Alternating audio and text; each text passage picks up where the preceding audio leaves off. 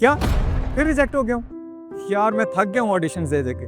गलती से सिलेक्ट हो भी जाऊँ तो बाद में करैक्टर किसी और को दे देते हैं। सोच रहा हूँ एक्टिंग छोड़ ही दूँ और कोई छोटा मोटा काम ही कर लूँ। कम से कम 4 पैसे तो कमाऊंगा और घर वालों की बात भी नहीं सुननी पड़ेगी।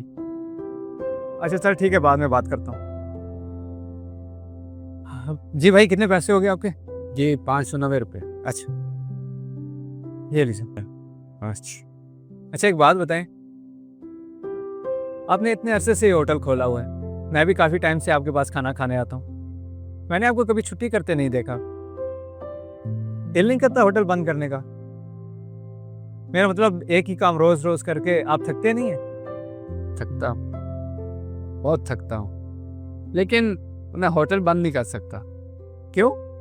क्योंकि होटल बंद करना बहुत आसान है, लेकिन ख्वाब देखना बहुत मुश्किल।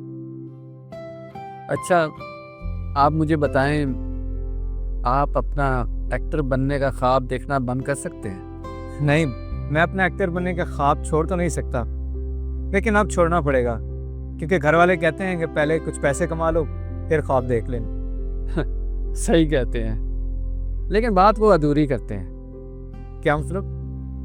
ये सच है कि ज़िंदगी में पैसा ज़रूरी है, लेकिन ऐसा भी नहीं है कि सिर्फ पैसे से ही ज़िंदगी गुजारी जाती है।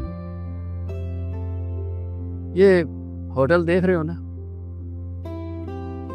यहाँ पे पहले मैं रेहड़ी लगाता था। पहले यहाँ पे कोई कस्टमर नहीं आता था, फिर आहिस्ता आहिस्ता यहाँ पे कस्टमर आना शुरू हो गए।